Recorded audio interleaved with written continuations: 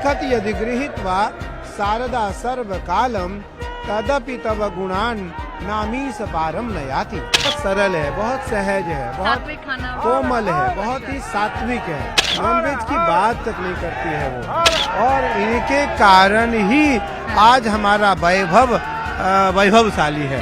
अपनी अभी भारत आई है तो उस प्रतिमा को लेकर आई है, मूर्ति को साथ लेकर आई है। ये संस्कृति है, इस संस्कृति के कारण वो झुकते हैं। जब जन्मों के पुण्य उदय होते हैं तो आपको मौका मिलता है कि आप महाकुंभ में आकर डुबकी लगाएं। कहते हैं कि जब संत स्नान कर लेते हैं तो वो सिर्फ जल नहीं रहता है, वो अमृत हो जाता है। हमारे साथ में कैलाशानंद गिरी जी हैं जो निरंजनी अखाड़े के आचार्य हैं, जरा उनसे बात करते हैं।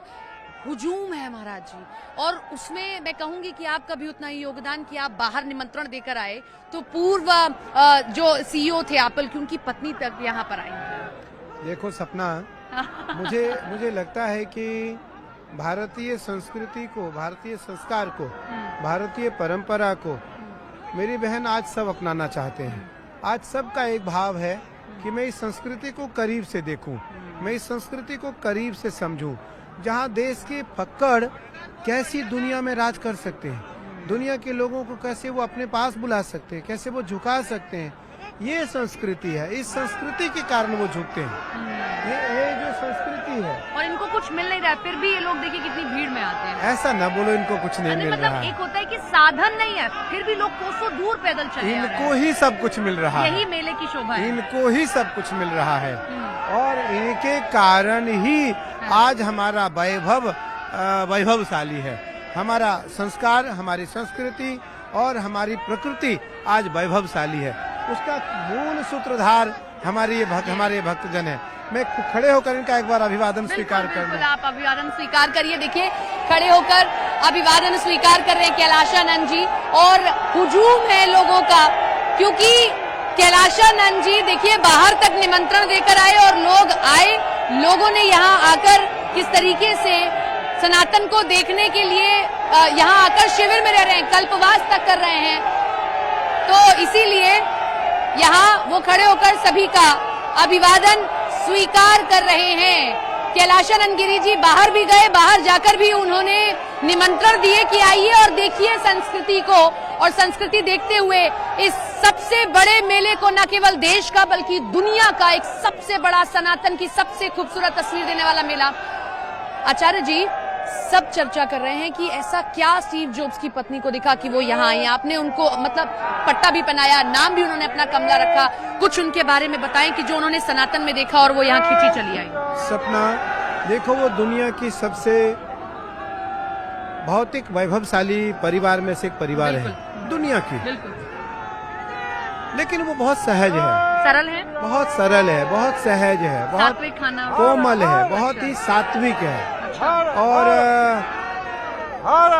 शुद्ध रूप से शाकाहारी है। नॉनवेज नहीं खाती, अरे छूती तक नहीं, नॉनवेज की बात तक नहीं करती है वो तो। और भगवती दुर्गा की परम उपासिका है। मेरी माई को अगाध स्नेह करती है, माई को मानती है, और मैंने जो उसे प्रतिमा दिया है माई की, उस प्रतिमा को अपने साथ रखती है।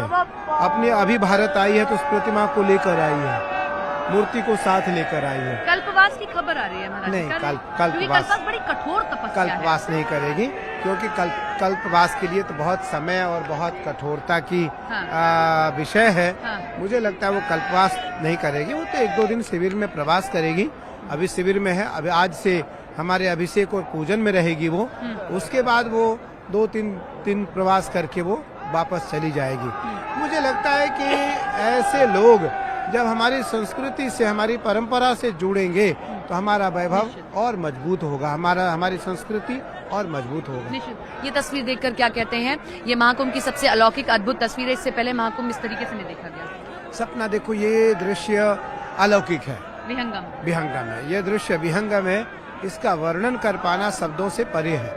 मैं मानता हूँ कि कुंभ तो हर 6 वर्ष और हर 12 वर्ष में प्रयाग में होते हैं, लेकिन यह जो कुंभ है 2019 और 2025, ये विहंगम दृश्य है। इस दृश्य का वर्णन लिखत यदि गृहीत्वा शारदा सर्वकालम तदपि तव गुणान नामीस पारम न याति। भगवान शिव के लिए माँ सरस्वती कहती हैं, मैं शिव का वर्णन अपने ब्रह्मलोक में बैठ कर के जीवन पर्यंत अपने लेखनी से यदि करूं तब भी संभव नहीं है।